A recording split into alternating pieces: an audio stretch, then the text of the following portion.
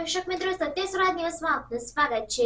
હિંમતનગરના સહકારી જીન પાસે સર્જાયેલા ગોઝારા અકસ્માતને લઈને વિવિધ અધિકારીઓની ટીમ ઘટના સ્થળે પહોંચી સ્થળ નિરીક્ષણ કર્યું।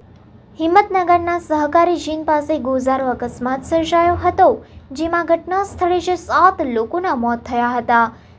સ્ટેટ ટ્રાફિક બ્રાન્ચના એસપી અર્પિતા પટેલ સ્થળ પર પહોંચ્યા હતા, તો સાથે NHAI, RTO અને FSL, સ્થાનિક પોલીસ અને ટ્રાફિકના અધિકારીઓ સહિતની ટીમો સ્થળ પર પહોંચી સ્થળ નિરીક્ષણ કર્યું હતું। આમ તો આ જગ્યાએ સર્જાયેલ ગોઝારા અકસ્માતનું સ્પષ્ટ કારણ જાણવા અને ટ્રાફિકને લઈ ક્ષતિ અંગે નિરીક્ષણ હાથ ધરવામાં આવ્યું હતું, તો સાથે નેશનલ હાઈવે પર અકસ્માતને લઈ અકસ્માત ડેટા અને બ્લેક સ્પોટ સહિતની વિગતો તૈયાર કરી રિપોર્ટ તૈયાર કરાશે।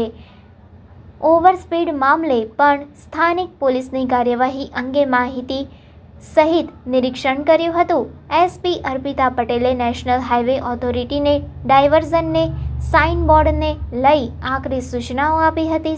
સાથે હાઈવે પર થતા અકસ્માત કઈ રીતે ઘટાડી શકાય તે દિશામાં કામગીરી હાથ ધરવામાં આવી છે।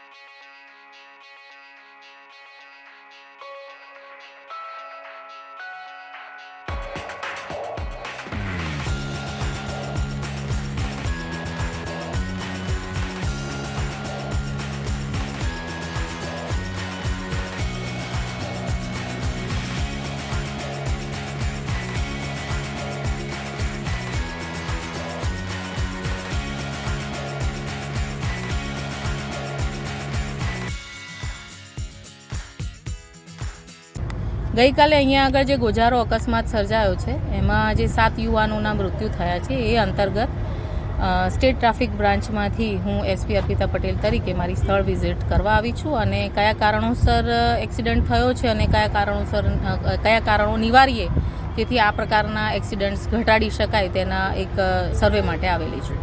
ઓવર સ્પીડિંગ કે આ બાબતની કોઈ સૂચનાઓ આપવામાં આવ્યું ખરું કે નેશનલ હાઈવે કે સ્થાનિક અધિકારીઓ કે અન્ય કોઈને?